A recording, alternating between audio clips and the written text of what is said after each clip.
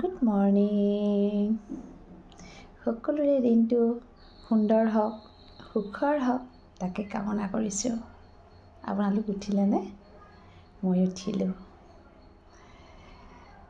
সকলোৰে চাগৈ কালিৰ দিনটো বহুত সুন্দৰকৈ পাৰ হ'ল ন?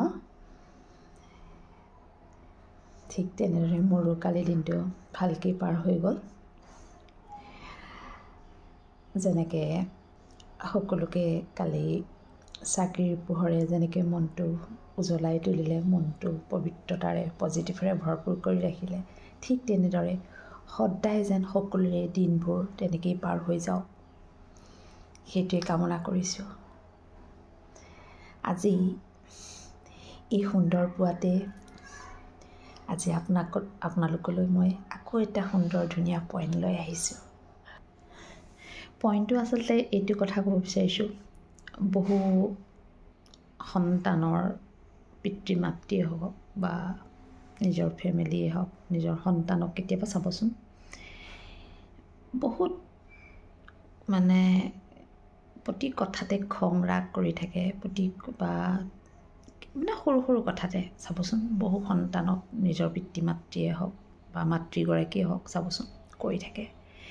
এটা কথা মই সেই পিতৃ মাতৃসকলক ক'ব বিচাৰিছোঁ, যিমানেই আপোনালোকে নিজৰ সন্তানক প্ৰতি কথাতে খং ৰাগ বা গালি শপনি দি থাকিব, কথাষাৰ মনত ৰাখিব, সেই বস্তুটো কিন্তু দিনক দিনে সদায় বাঢ়ি বাঢ়ি গৈয়ে থাকিব আৰু সেই বস্তুখিনি কিন্তু সন্তানৰ গাত প্ৰভাৱ পৰে।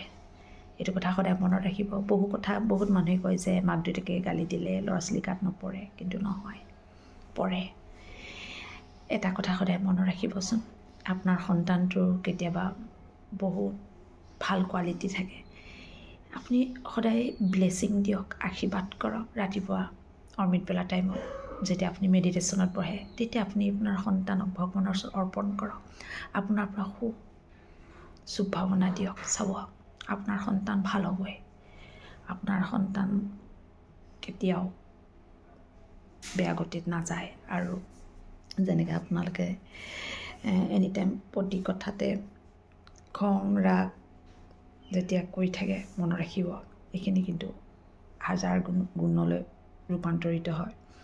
সেইকাৰণে এটা কথাই ক'ব বিচাৰিছোঁ, প্ৰথম মাক দেউতাকে স্থিৰ হৈ সন্তানক সুগতিত নিবলৈ হ'লে প্ৰথম মাক দেউতাকে ঠিক হ'ব লাগিব। মাক দেউতাকৰ যেতিয়া সুসংস্কাৰে আচলতে সন্তানৰ গাত পৰে ন, সেইটোতো আমি সকলোৱে জানো।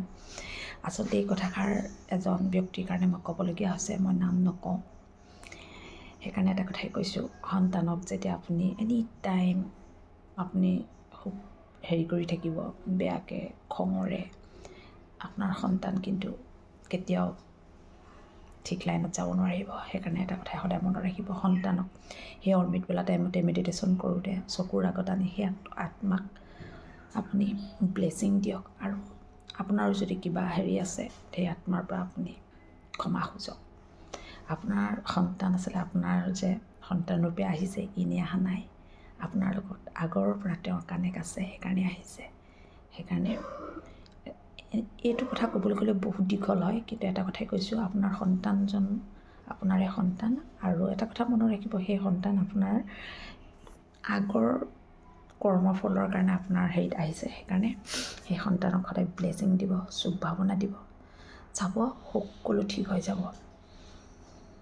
ঠিক আছে, আজিলৈ ৰাখোঁ। নমস্কাৰ।